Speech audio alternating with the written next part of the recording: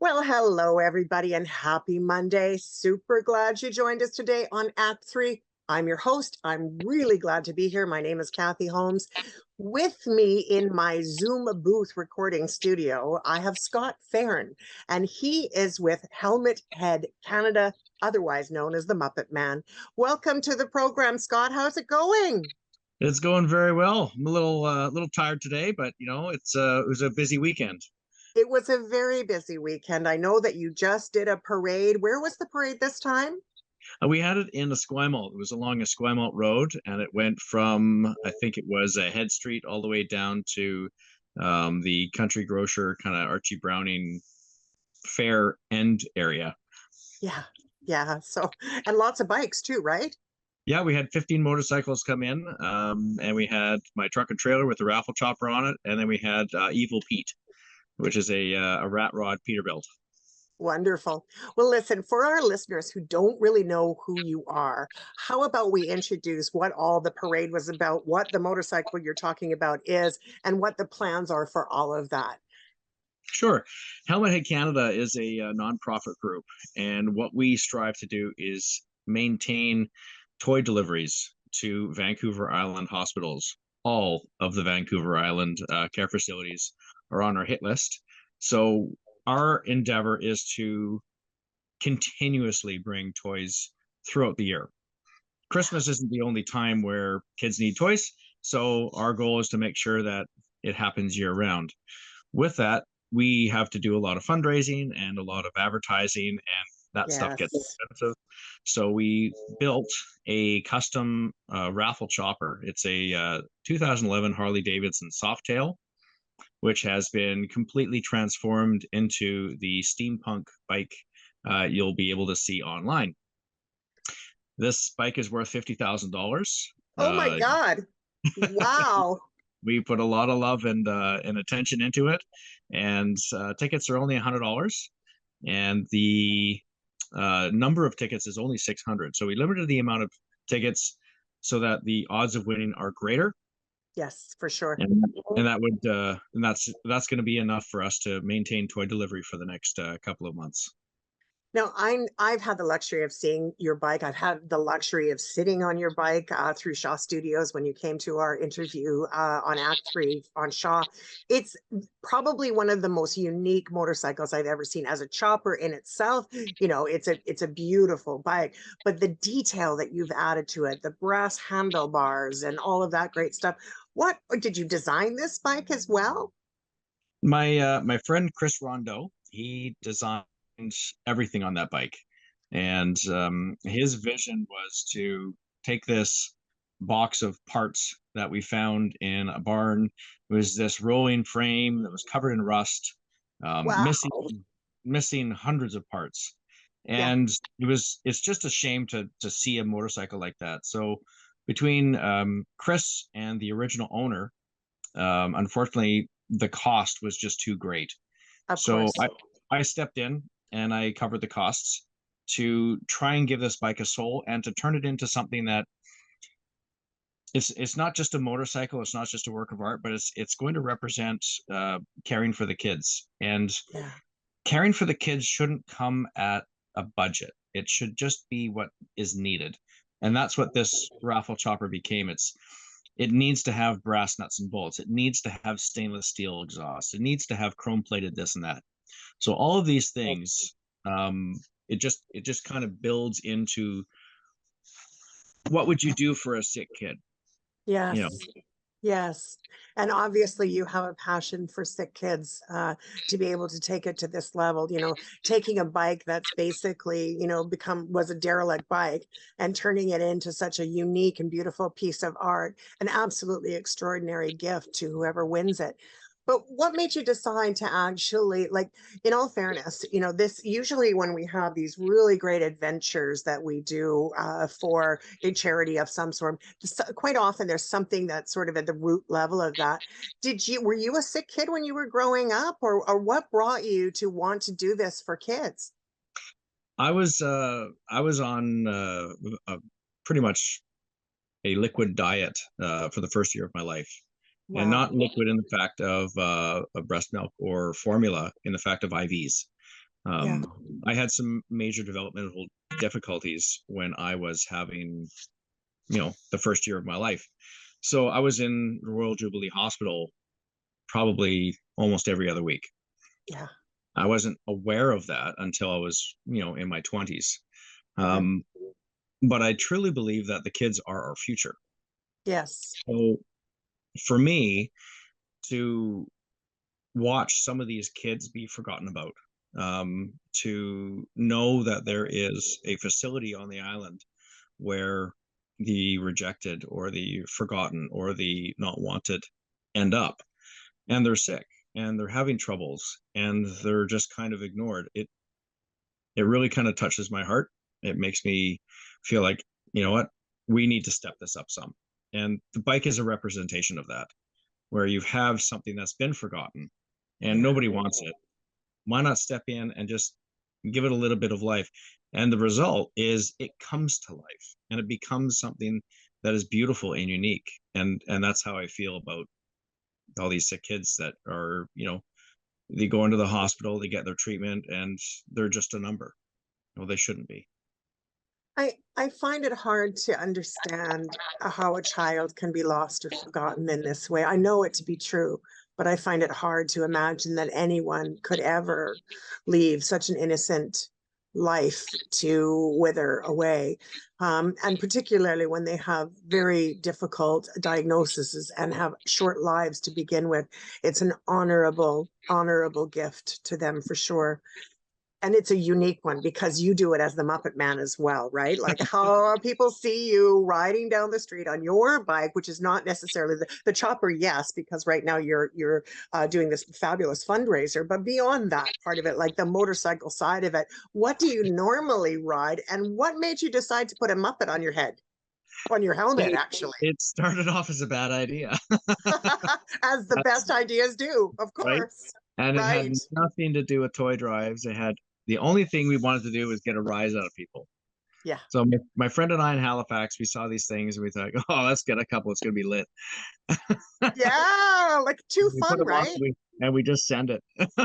And we were rolling up and down the highway, and it was hilarious because people were just waving and smiling. And Yeah, so we did it again, and then a few more friends got involved, and then we did it again, and then even more friends got involved, and yeah. then we were doing it more often. And yeah, and that it started its own little heartbeat, and here we are, going on year number 8, and Wow. it is now a daily event. The funny part is that after I started wearing it, the number of close calls I had dropped to 0. Yeah. People were seeing me, people were smiling and looking, and it actually gave me a really good feeling as I was riding, because sometimes you go to work, you're on the bike, you're in a bad mood, and you're like grump grump grump grump grump grump grump. Yeah, yeah, yeah, yeah, for sure. Yeah, and then of course you're seeing somebody in the back seat, some kid, waving frantically in the back seat, pointing, smiling, freaking out, and it just brightens your day, even if it's Yeah. raining outside. It's Yeah. still fun. So let's talk a little bit about the helmets. I had the luxury of seeing Animal, but I Yeah. know that there are others. Why don't we tell our audience a little bit more about those different wonderful creations and some of the new ones that you're thinking about bringing to the table or to the Um, bike? my my love affair right now is with the Muppets. I grew up on the Muppets and Sesame Street and all that sort of fun stuff. Yeah. And the nice thing about that is that it's a very innocent, kind of association. It's fun, it's light, you know, it's just brings a smile every time you see anything with do with Muppets. It's a smiling adventure. Absolutely. Absolutely. So there's a website, and a company I work closely with, in Hmm. the States, and they produce, hundreds and thousands of these things. They come in all different shapes and colors. Some of them have different themes, Hmm. which is kind of fun. And then there's the ones that we kind of make, which are very custom, and they're just a kind of an appreciation of the original Muppet. So there's the Electric Circus, for example. They have all those kind of Dr. Tooth and Flit Pepper, Janice, Animal, um, Zoot, all those kind of, Yeah. characters. And we're actively building some of those. And then we've got also got Oscar the Grouch. We've got the Swedish Chef. Oh I've my got gosh, what a I've got hoot. a chicken helmet, so I'm trying to find two riders that'll chase each other. We got the chicken and the Swedish Chef kind of chasing each other. Also, this one's going to be hard to ride with. I'm working on Beaker. Well, Beaker's going to be Beaker's fun. quite tall, right? Beaker, so I mean, I would imagine that the wind resistance on Beaker might make that one a little bit tougher. Yeah, I mean, the Swedish Chef, by the time I finished stuffing his hat properly, Yeah. I wasn't able to go above 70 kilometers an hour. Oh my goodness. Otherwise you'd be swooped back, right? Oh yeah, it pulls your neck out. It's funny because when I started riding this adventure, I had a 16-inch neck, and now that I've been riding with it for years, I've got an 18-inch neck. And probably to support the helmets that you've got on for sure. It's Yeah. grown leaps and bounds. Um, so through this, you said that there was a group of people that you do this alongside, right? So about how many motorcycles were you guys already a motorcycle club, or were you just a bunch of friends that came together? Like how did the whole thing come together, even 8 years ago when you brought it across? It was just a bunch of people that got together. It was sport bikes, it was Harleys, it was scooters, it was anybody that had two or three wheels and wore a helmet. Yeah, Um, it wasn't anything planned. It wasn't yeah. anything that we had, a business plan to follow. It was like, Mhm. hey, let's go do something stupid in traffic. Okay. Like you said, it started off as a bad idea, and then look at you now. Yeah. But I don't ride any longer. I'm long past that time in my life. But years ago, like many, many years ago, I used to ride. And when you're talking about close calls, being on the road these days is difficult at the best of times. It's either the slickness of the road from, especially right now where we've been really, really dry. If suddenly it rains, in the next moment, it could be really, really dangerous. But you were mentioning a little bit ago in our conversation how, there's less close calls than there once was. I'm curious about how that is, because I would think that there would be more close calls because your attention is now suddenly to the helmet. Yes, the awareness that as a bike you're there, but have you ever been in an accident with one of the fabulous helmets on your head? Never. Thank God. Thank God. That's amazing. Yeah, So, and I've been go in a ahead. couple of accidents, and I've Yeah, had multiple close calls before I started wearing this. And yeah, the it boils down to not just the rider and not just the car. It's because the bike and the helmet and the leather jacket, they're shiny, they're yes, polished. Some of them are a little bit more dull, like the back of a dirty car. yeah, Um, where the riding position is you try to follow the tracks of a vehicle because that's where it's going to be the cleanest. There's not going to be as many oil drips. yeah. There's all kinds of situational awareness things that you've got to be aware of Hmm. when you're riding. And you have distracted drivers, you have drunk Yeah, drivers, you have poor absolutely. weather conditions, you have sometimes you got tire blowouts, debris, all sorts of things that you have to be aware of. Yeah. Having the fabric on as a slip on, it doesn't affect the functionality of the helmet at all. In fact, in the event of an accident, it would probably just rip right off, and Yeah, yeah. it would just and you would just slide as you normally would.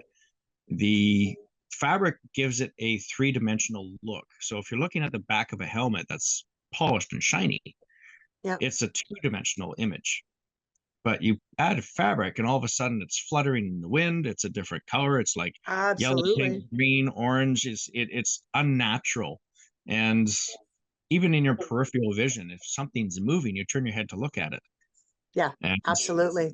there it is, right? So it's kind of fun, kind of safe, and usually even if you had a close call, someone's going to look at the big giant eyeballs on the top of your helmet and smile. So Yes. it's going to So diffuse. that it's been seen and you're likely a lot safer just as that direct result. And now you travel up and down the island, is that right, Scott, for the parade circuit? I think, as we record today's Mother's Day, you've just done a couple down in, like you said, in Victoria, and next week is the May long weekend. And so I'm curious about where you're going next, and if you can talk a little bit about the tickets and how we can acquire them. Before you do that, though, just as a heads up, I'd really like our listeners to go grab a piece of paper and a pen, because you're going to want to write down how you can get one of this, very few tickets. There's only 600 tickets for this amazing bike. So it's a perfect Father's Day gift as an idea that's coming up very soon in June. And I think that the draw itself is in June. So, let's make sure you go grab that piece of paper. And then when we come back in a minute, we'll talk about it a little bit more on how to get those tickets. But, so like, where's the next, as I said, you've been on the parade circuit. Now we've got May long weekend circuit happening. Where's that going to be? And how many participants do you think will be joining your team? May long weekend, May 22nd is a Monday. So we're going to be leaving from the Mayfair Mall, and we're going to be meandering all along Douglas to, I think it's Caledonia, where it's kind of the run out area. And I'll be kind of pulling off from my procession down and kind of hanging out in front of the Empress Hotel on the waterfront. It's a nice big open area, and it's going to be sunny and warm, and it's really good visibility. The participants, I think we're anticipating maybe 70 to 80 motorcycles. Oh, fantastic. Yeah. As my last count, I think we had over 150 people with actual fuzzy helmets. Wonderful. Not all of them can make it, but it's going to be quite the mass of fabric and eyeballs going down going down Douglas Street. I think it's going to be hilarious. Like, wonderful to be able to point out your favorite Muppet characters. Now, you said that you get them in from the States. Do you sell these helmet heads as well? Or how do I used to. you used to, not so much anymore? Yeah. Yeah. In Halifax, I was able to buy them by the tens. And then every time the manufacturer would change hands, the quantity would go up. So first it was 10 per color, then it was 25 per color, then it was 50 per color. And it just became completely unaffordable when you're selling only one or two, every couple of weeks. Yeah, So understandable.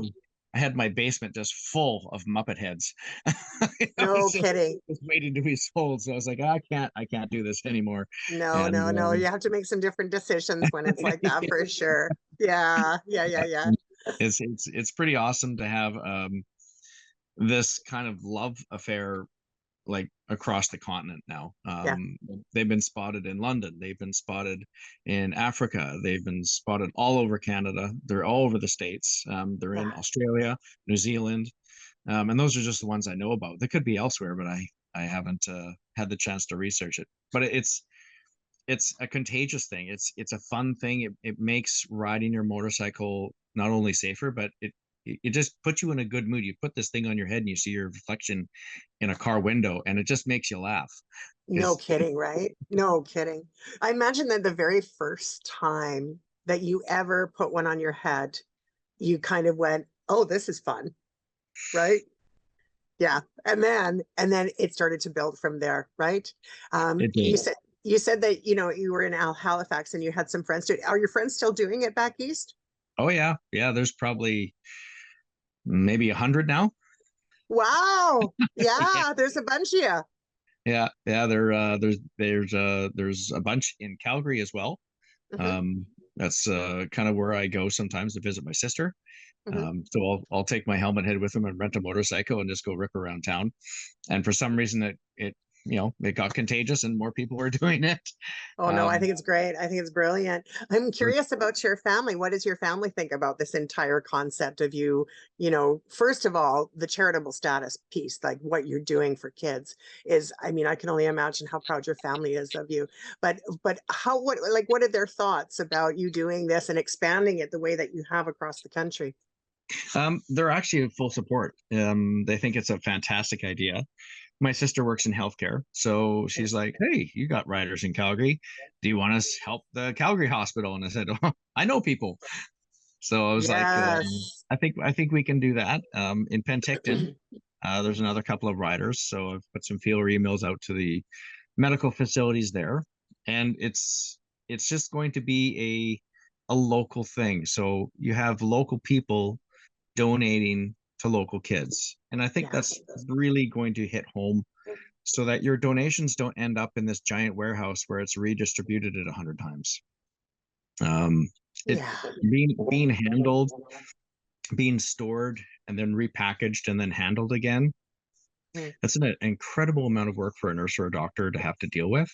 Mhm. Um, and then to also worry about, well, how many people have grabbed this stuffed bear that's not in a package, just came in a cardboard box, in the rain off a 5-ton truck, and it's wet and they can't use it, so it goes in the garbage. Yeah. So Not the at all the goal is plan. to prevent Yeah. all that. So Yeah. it's exhausting. the But the Scott, family.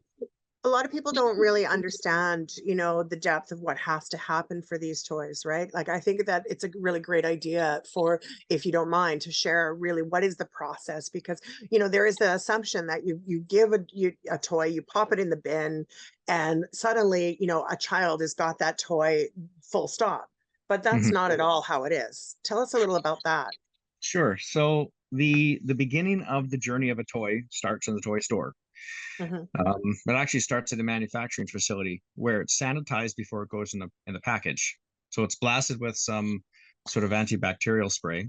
It's put in a sealed container, the air sucked out, and it's then sealed permanently.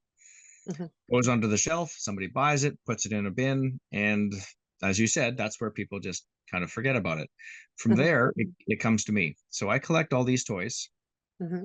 and I bring them into my basement and I sanitize each and every one. Hmm. The stuffed animals I have to put through a UV light to disinfect, and some of them, if they've gotten wet or stained, I have to use a ozone carpet cleaner to try and disinfect it again. If it's successful, it's great. It then gets put in a bag and sealed, and then that toy is now ready for distribution. From there, it goes into I use Home Depot or Costco big yellow and black bins. Hmm. Goes into the 100-liter bins. Again, that bin has been sanitized on the inside with Lysol wipes. And then all the toys go in there after they've been sanitized, and then the bin is sealed. And that bin goes to the hospital. The bin stays at the hospital as their storage location because they don't have places for all this. No, of And course that not. really alleviates all the problems that the doctors and nurses have to deal with. Before, they would actually have a cash donation from some trust fund, which would Hmm. go through an accountant, which would Hmm. have to be accounted for. And then the nurse on that floor would have to volunteer her off time to go and purchase toys, which would then have to be tracked, book Yeah. kept, and they would have to do all the sanitizing. Yeah. It's a lot of work for a nurse or a doctor after a long 12-hour shift to have to do that. So my goal was to make it as easy as possible for them. Yeah, and I can only imagine that, I think, again, we talked at the beginning of the hour, the fact that some of these children are in very precarious situations with their health meant I would assume that some of them are in very, I don't know what I don't want to use the word bubble because it's the wrong word, but some of them are entirely encased in rooms where they are, that any germ that gets in there could be their demise. And so by you doing these additional processes, you've got the security that you're not bringing something into that very sterile environment, but you are bringing the love that goes instead. Right. So Right. it's not the packaging. It's not like that's all a piece of it. But the bottom line is there's a lot of love that goes into it. We've told people to go get a piece of paper and a pen. And so how can people get tickets? We're going to repeat it more than once, but how can people get tickets to the raffle for the motorcycle or even just contribute? So I have a webpage. It's Mhm. helmetheadcanada.com, just as it sounds. And on that webpage, you'll find two links. One link is for the GoFundMe page, which I have on the Mhm. go right now, Yeah. and we're trying to raise 10 to 25,000 to help us with the toys throughout the summer. Mhm. And then there's the link to the Raffle Chopper website, which is helmethead.rafflenexus.com. Okay. So if you don't Helmet remember the head. Raffle Nexus, you can find the link on the helmet head. Yeah. as long as you've got the link, I think that's the main point, right? And so and I'll also make sure that, because I will upload this as well to YouTube for our listeners to get more information and to see you. I know on the radio they can't see you. I get the luxury of seeing you. So when you get to watch on the YouTube station, then you can sort of see the passion that you have for the work that you're doing. I'm curious, do you have kids of your own? I do. I have a 9-year-old son. And so your son, how does he participate in this? Is he helping with the sterilizing of things? Is he involved in the whole process? He actually comes along and rides with me, and he's actually a part of the delivery. Because he's a kid, he's covered in germs, so I don't let him sanitize things. Of course, of course, he's a kid. Of course, what a foolish thing for me to think, but it's true. It's true. As a mom myself, I get it. Yeah, for sure. Yes. But the part that he's participating in participating, there's my first word of the day, participating, I should say, in the process, I think is a really great thing. Hey? Yeah, he likes coming along with the toy drives. He likes coming on the back of the motorcycle. He has his own helmet head. I made him a Pikachu. Yeah. So that's kind of fun. Perfect. He's got a Pikachu. He does, yeah. And he's got a green one that he likes and a panda one he likes. But yeah, he falls asleep on the back of the motorcycle all the time. So I actually have a safety device to keep him tethered to me. It's a back rider kind of 5-point harness that has a breakaway strap. Oh, wonderful. So it's something that he's tethered to me by Velcro and quick release straps. So he can actually fall asleep and slump right over. And the only reason I know he's sleeping is because I have a Bluetooth in the helmets, so I can actually hear him snoring. Like what a riot. That's hilarious. I'll be talking to him, and all of a sudden I just well, it's a lot of work being in these parades and doing all this stuff. All of a sudden I'll feel it hit the back of my back, and it's just like, he's out. Oh. On the back as you take corners, it's pretty funny. Yeah, no kidding. At what point is he going to ride his own motorcycle, do you think? Will you let him ride, or will you? He's got his motorcycle already. He's actually good. He's had the first one, which was a small little electric bike. Actually, it's his third one, and that would only go to about 3 or 4 kilometers an hour.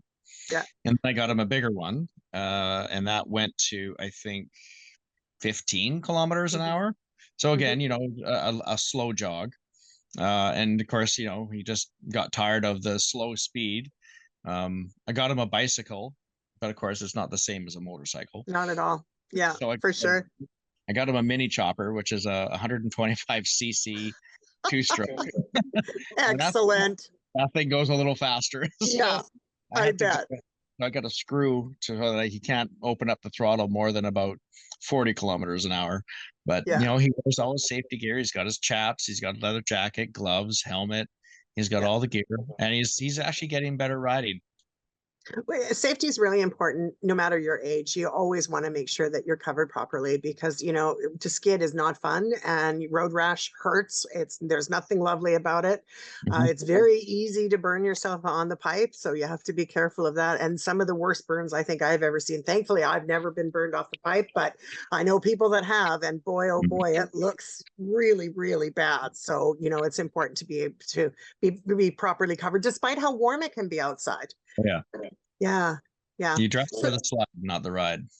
Exactly. Yeah, it's very true. So now, as far as the whole concept of the GoFundMe page, when we were talking about, you're raising money for the summer, how much money goes into these toys? Like, you do it all year round? I get that, but like, this must cost a lot of money for the toys. And are people contributing older toys as well, or repurposed toys, or are they all coming straight out of the toy store? So unfortunately, because they all go to the hospital, they have to be new.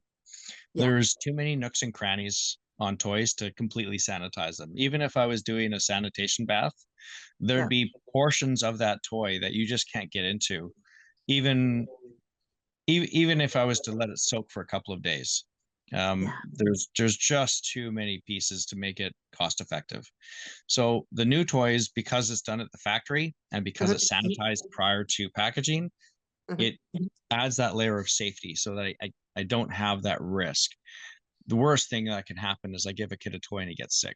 Yeah, of I course. Not the Absolutely. reason why I'm doing this. No, So not at all. it's unfortunately they have to be new toys, Yeah. and the costs involved are exponential. There's the toy itself, which unfortunately, when we get low donations, I'll have to try and go in and buy as many as I can. So Yes. I shop around for sponsorships, and Mastermind Toys has been gracious enough to give us a very healthy discount on purchases over $1,000.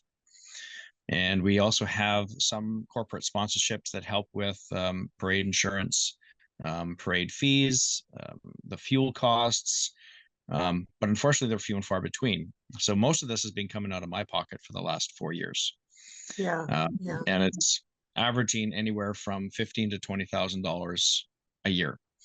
Yeah. So that's gotten to the point where it's unsustainable, and I had to scale back, but the demand has increased tenfold. There is a facility in the Queen Elizabeth Health Center called Ledger House. Mm-hmm. And this one really hits home, and it's a bit of a story where I can't use any names and I can't use Of any course. descriptions, but we had a young girl, a 14-year-old girl who Mm-hmm. was suicidal, Mm-hmm. multiple attempts, multiple unsuccessful attempts. Ended up in this facility, abandoned, forgotten, no parents, no foster care, nothing. So completely alone over Christmas.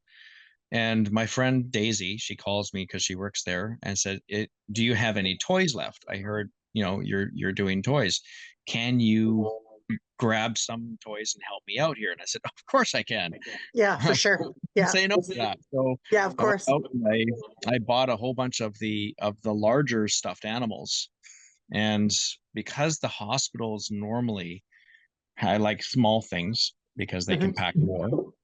These kids at the Ledger House they're older and there's fewer of them. So they have a lot of space. They're in the room by themselves.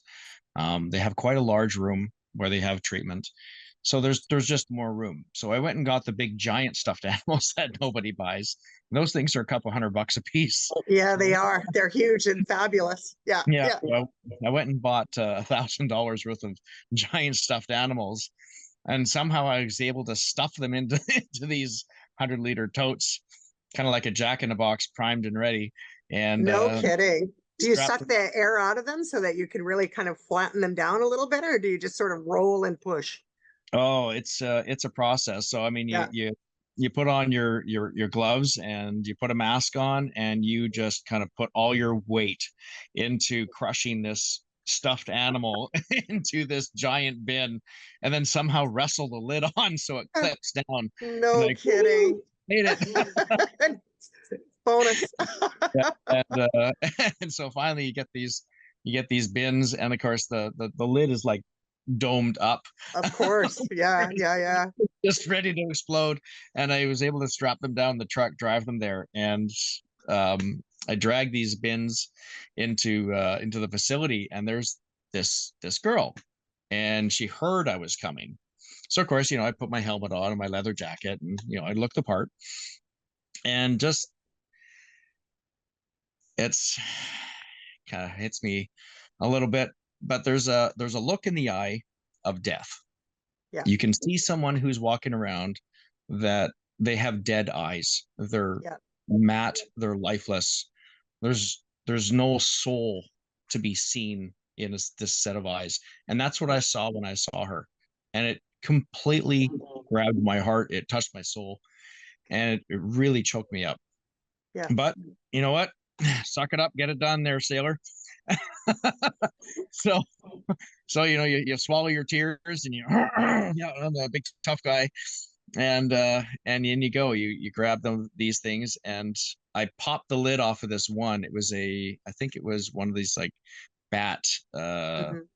dragon kind of things with wings and whatnot. Now Yeah. the thing's about 3 feet tall. It's huge. It's purple and it's got colors and stuff like that.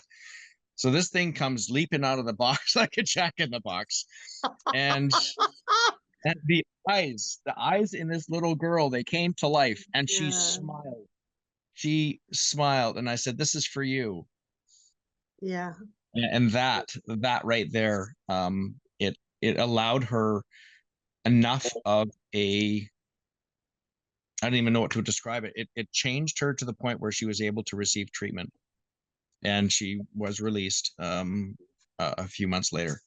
So life changing, and to take something so precious as a kid, and at 14 years old, they get their whole life ahead of them.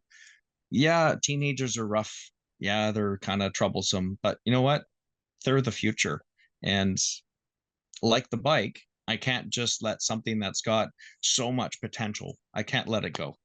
No, Um, it has to be no, taken care of. And if it takes $100 stuffed animal to do that, and you drive an hour and a half to get there, that's really nothing it's nothing. compared Yeah. compared to Yeah. what the potential could have been. And Yeah. yeah, I don't even want to think about it, but it's I don't want to see that happen if I could have done something to prevent it.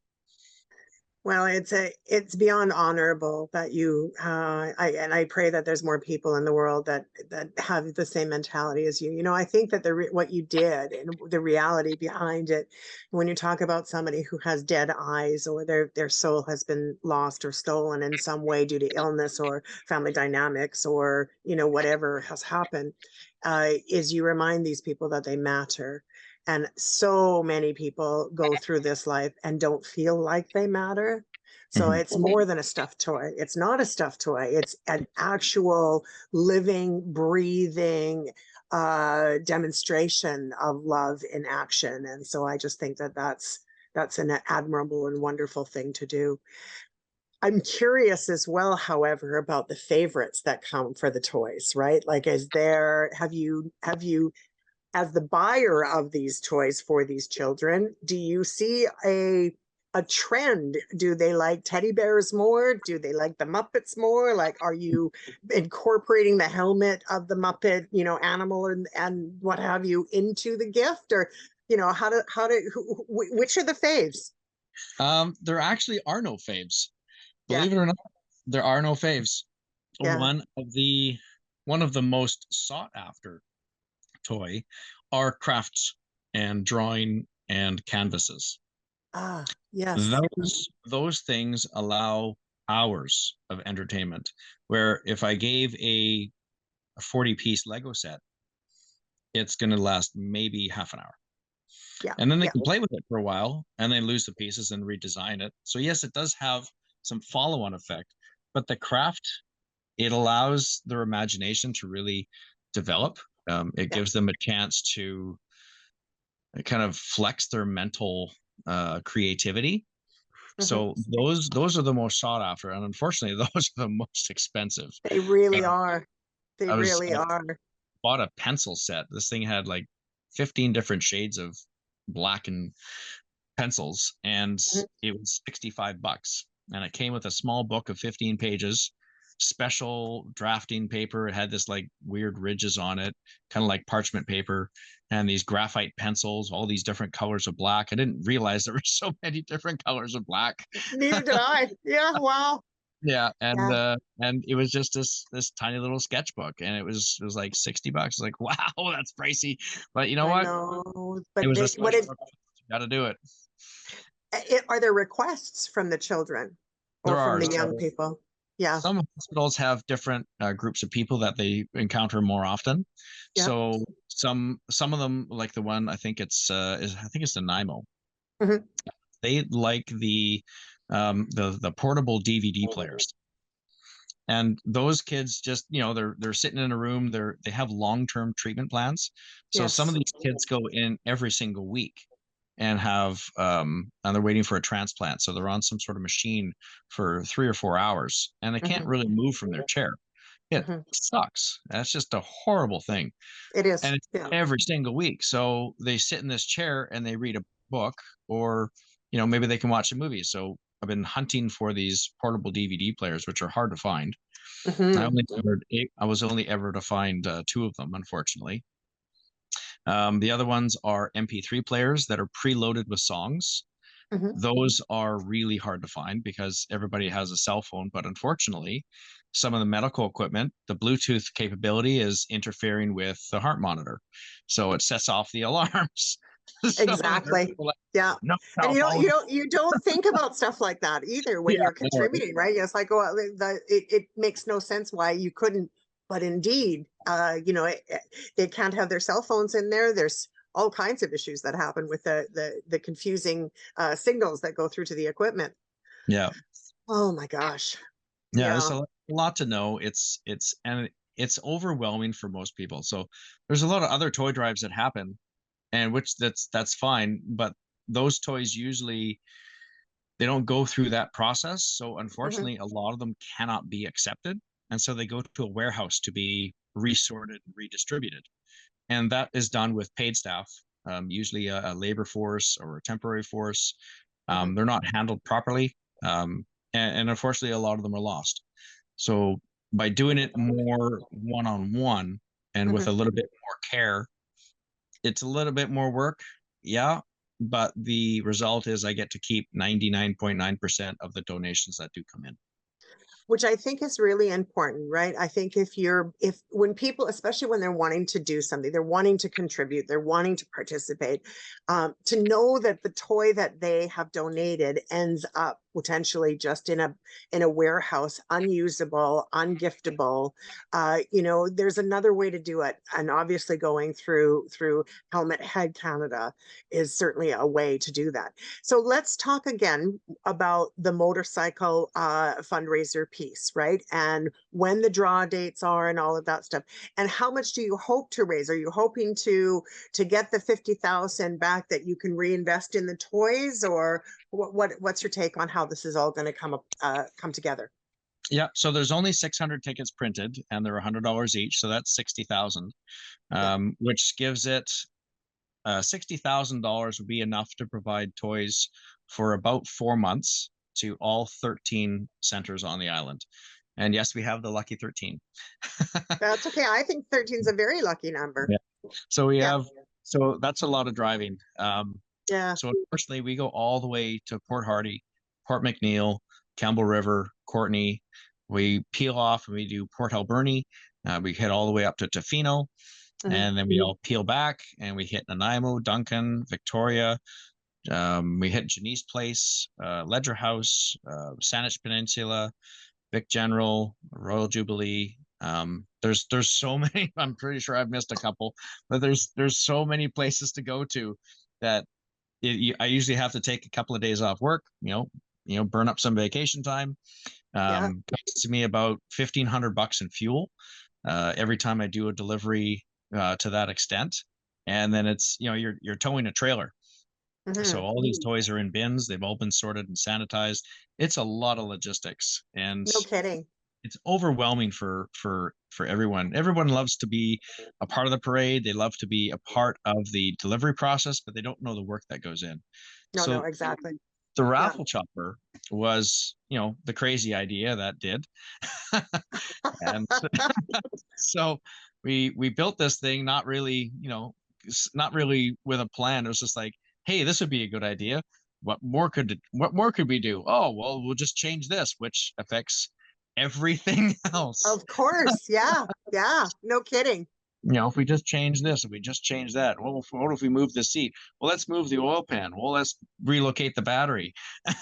It's just it goes on and on and on.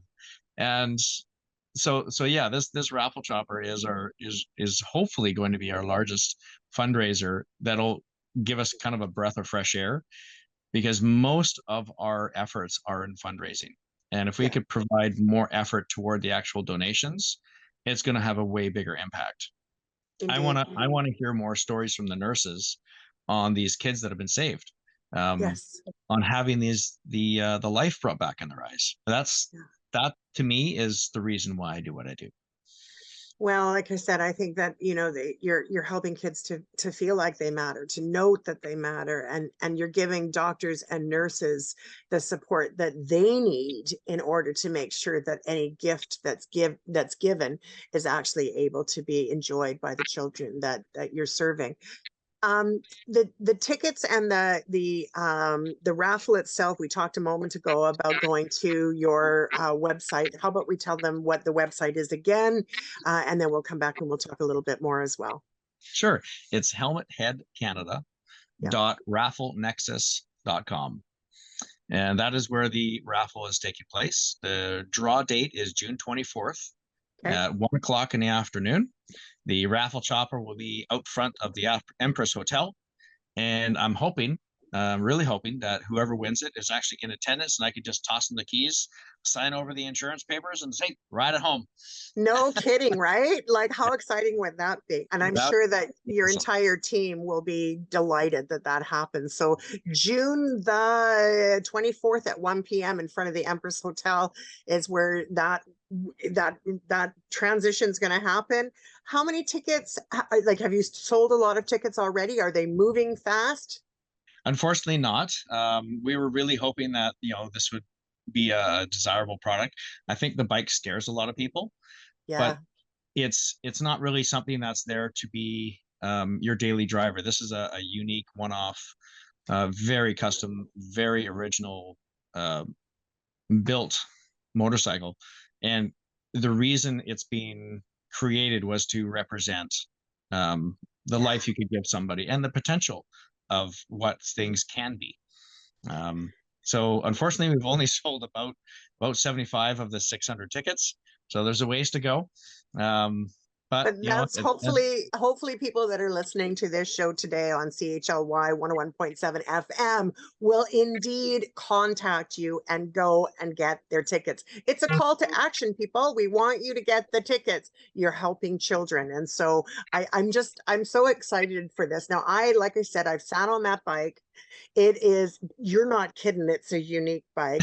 Every single detail. For our YouTube channel, I will try to actually slide in some of the photos that were taken when I do the edit for this. But, if you also want to see it, I'll just do a big shout out to Shaw Spotlight, actually, for Act 3. Our newest Act 3 is on air today as we speak. We're bringing it up and it's live Vancouver Island wide. The segment is being spoken to by, is it Kevin who interviewed you or Elspeth? I think it was Elspeth. Yeah. Elspeth, yeah, who's a brand new host with our program. She was fantastic. It's a really great interview, and the pictures we have embedded into that interview. So you can see what this bike looks like. It has brass handles on it. It is beautifully, beautifully crafted. Arguably some of the most unique pieces around the frame are not at all typical things that you would find on a standard motorcycle, a standard chopper even. It is really well done, beautifully crafted. And I'm curious about the designer for this, right? So when we come back, I'm going to just do another quick shout out here. We're going to talk about how it was crafted in more detail about how the design of this motorcycle created such a unique piece. If you have just joined us, thank you for joining us on Act 3 on CHLY 101.7 FM. Couple of things that are happening. Of course, this show it may be rebroadcast as well over the coming months. Summer is coming, and so we still want to share the information, even if you're watching this or listening to this later on after the draw. The premise behind what Scott Ferron is doing for Helmet Head Canada is a 365-day-a-year event. I think it's important that we help our kids wherever we possibly can. And he's doing it in a way that children who are in the deepest need can actually enjoy the toys that are provided. So I think that that's an amazing thing in itself. Coming up as well this fall, I just want to remind everybody, is Shine 2023. Tickets for Shine 2023 that will be held in the Convention Center on September the 19th will be going on sale very soon. So watch for that coming up in the next little bit. And also there are many, many wonderful things that are happening in our community. Silly Boats coming back, all of our Nanaimo festivities, all of our Vancouver Island wide festivities are happening. But the most important festivity that's happening is when we get to spend time with our loved ones and our family over the holiday. We know that there's already fires in some parts of the country. Alberta being one is all on fire. Saskatchewan is on fire as well. The heat wave may be with us again this year. So I am reminding our listeners to please make sure that you know where the cooling stations are, and that if there's an older adult on your block, that you're checking in on them to make sure that they're doing okay as well. Let's look after each other. You know, the pandemic is over, but there's still people that are sick with COVID. There's lots of stuff happening within our community, and we really do invite you to participate in any way you can to make it a safer place to be. And thank you again for watching Act 3 on YouTube, or listening to us on CHLY, or watching us on Shaw Spotlight. My guest, Scott Ferron, is with Helmet Head Canada. You can find the most wonderful raffle tickets for the coolest bike ever by going to the website at helmetheadcanada.com. And you could also participate in the GoFundMe page if maybe the motorcycle isn't quite the right fit for you, although it makes a great gift for somebody you love, especially around Daddy's Day. There's also the GoFundMe page, so you can support Helmet Head Canada and providing toys in a different way as well.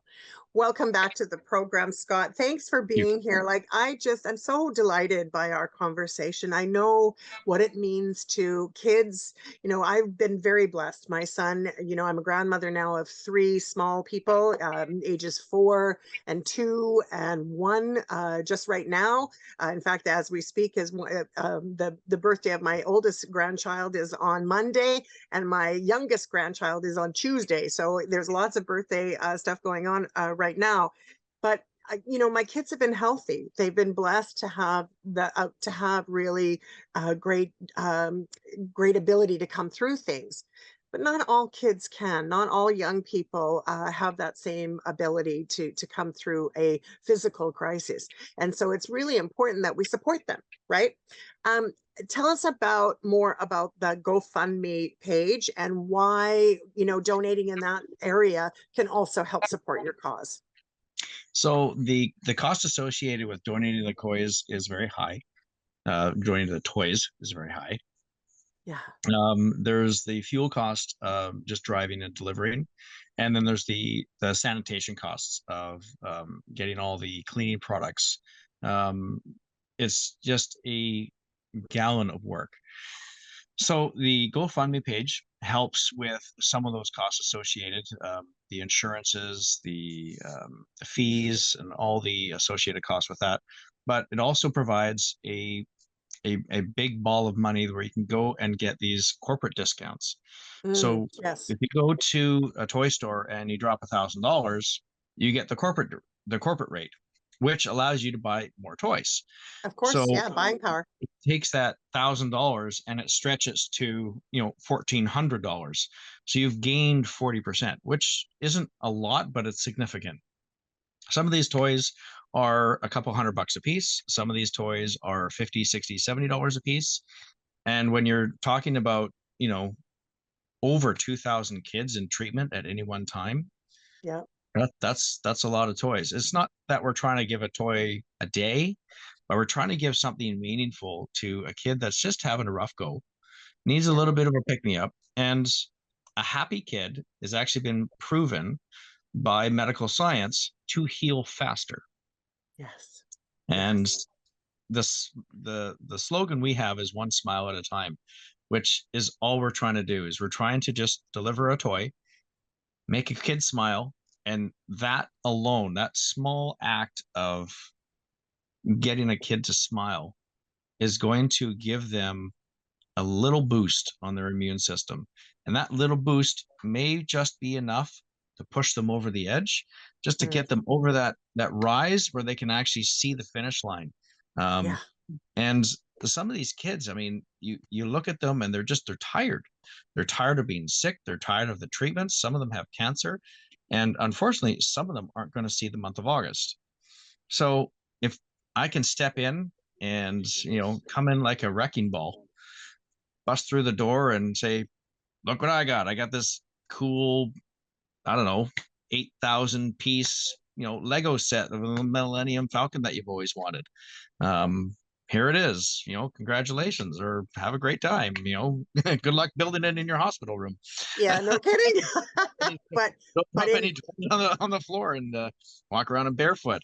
yeah, It's that kind of reaction where you're giving them something so overwhelming, yeah. it makes them forget that they're sick, and that's the goal. I think that that's the biggest goal, is making them forget, like giving them some sense. There's no such thing as normal when you're sick, right? But whatever that might look like, to give them that childlike joy, right? And unfortunately, life is hard enough, as we grow, we can deal with the hard stuff later. These kids are dealing with the hard stuff way too early in life, right? Do you have the youngest patient? Do you happen to know what the youngest patient is that The you have youngest supported? the youngest patients are the premature babies. Yeah. So those are by far the most difficult to actually buy toys for. So we don't buy toys for the infant. We buy toys for the mothers and the fathers that are enduring this, because a lot of these times, these parents, they're stuck in the hospital, or they're staying at Janice's place or in a nearby hotel. Hmm. They're buying their groceries at Quality Foods or Country Grocer or the deli. They're going to Tim Hortons, living off of coffee. So what I try to do with some of this GoFundMe money is go to Tim Hortons and buy $500 worth of $25 gift cards, Yes. and then distribute them out to the parents and say, hey, look, dinner's on me. You know what? Just go, and don't worry about where the money comes from. It comes from people that care, that are trying to help.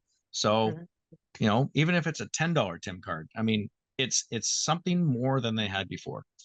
Exactly. And it says, I'm here to support you. That's what community does best, is come together in Yep. crisis, right?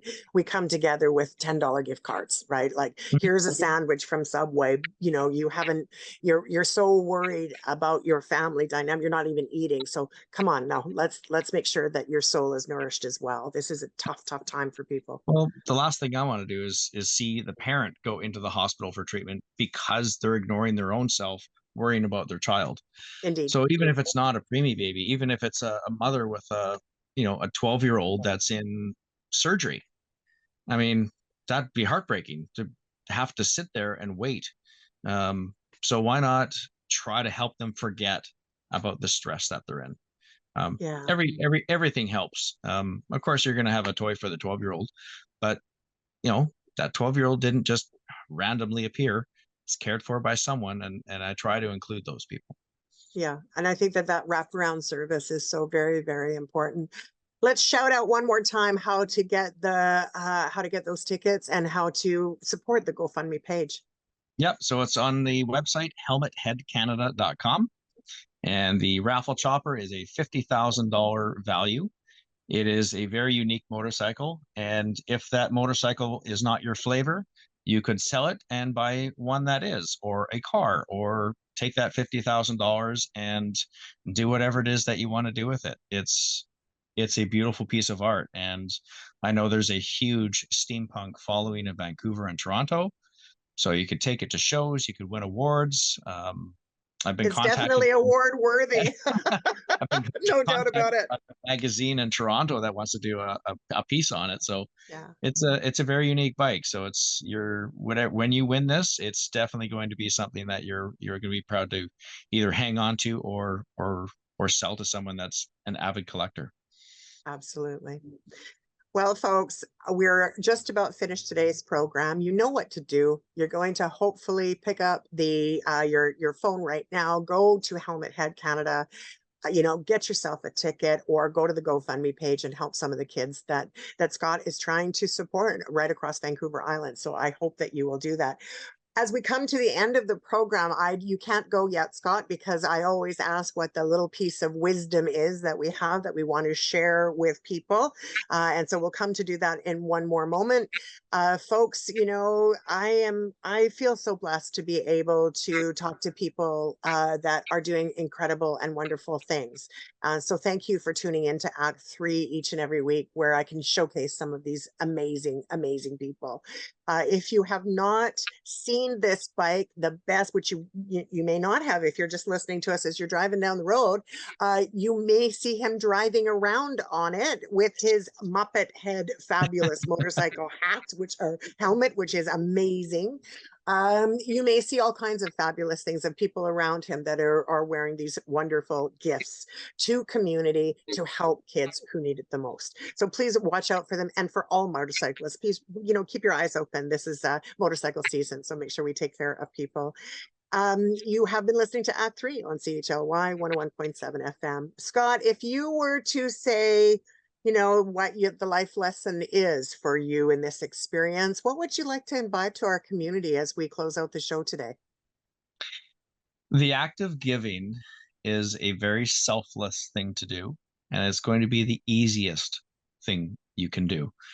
It has such a profound effect on the receiver that it's an unmeasurable gift you can give, whether that be time, attention, a toy, a $10 Tim card, anything, even walking hand in hand or sitting on a bench.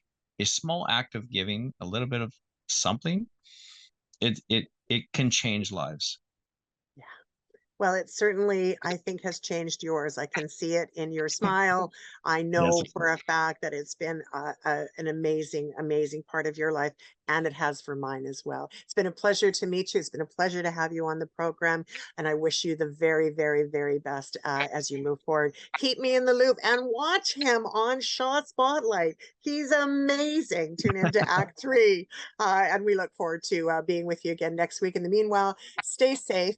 Look after each other and go to the parade. Have a wonderful day, everybody.